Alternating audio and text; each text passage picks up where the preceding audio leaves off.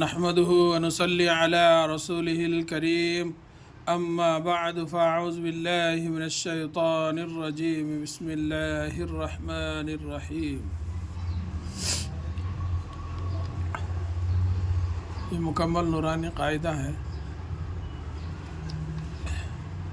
اس میں سے ماشاءاللہ یہ تختی نمبر 24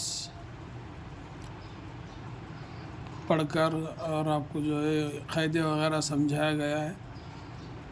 اب اس میں کا جو ہے یہ دو حروف لام اور را جو جانے کے بعد جو 4 حروف ہے یؤمن، وہ یہاں ہے، دیکھیے یہ ادغام مع الغنہ، یہ ادغام بلا غنہ، یعنی بلا غنہ کے 2 حروف تھے لام اور را، ادغام بلا غنہ را اور لام۔ اب یہاں جو ہے ادغام مع الغنہ 4 حروف ہے، یا واو یا میم یا نون۔ تو آج اس کا جو ہے قاعدہ سماعت فرمائیے۔ تنوین یا نون ساکن کے بعد حروف یرملون میں سے یا واو میم نون یؤمن دوسرے کلمے میں آویں تو غنّے کے ساتھ ملا کر پڑھیں گے۔ اس کو ادغام مع الغنہ اور ادغام ناقص بھی کہتے ہیں۔ یہ دوسرا قاعدہ، مطلب پہلے قاعدے میں کیا بتائے؟ حروف ادغام 6 ہیں، یا را میم لام واو نون، جن کا مجموعہ یرملون۔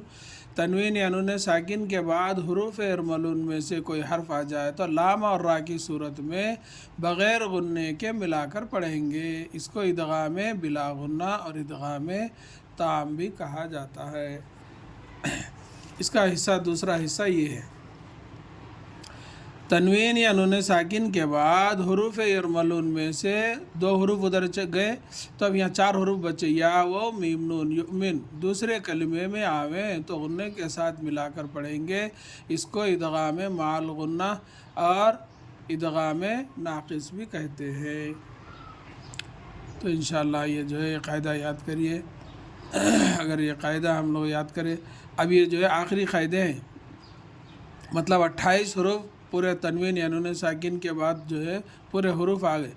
آپ غور کرے ہوں گے، پہلے میں جو ہے حرف حلقی وہ جو ہے 6 حرف ہیں،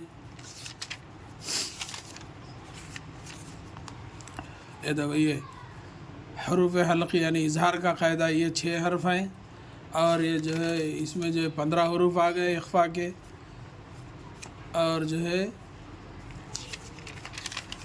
یہاں اقلاب میں ایک با آ گیا 15، اور یہ 16، یہ 16 حرف میں غنہ اور اخفا ہوگا، مطلب اخفا ہوگا، اور یہ 4 حروفوں میں جو ہے غنہ ہوگا۔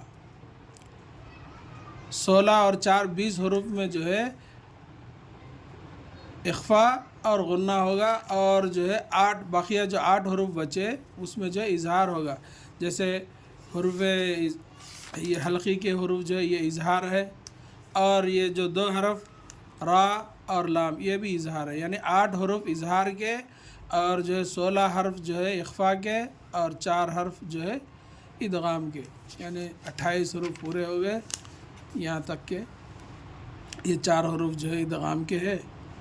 تو ایسا اگر ہم حساب کر لیں گے تو انشاءاللہ یہ جو ہے 28 حروف ہو جائیں گے، اور یہ پورے قاعدے تنوین یا نون ساکن کے جو قاعدے ہیں یہاں سے یہاں تک ختم بھی ہے۔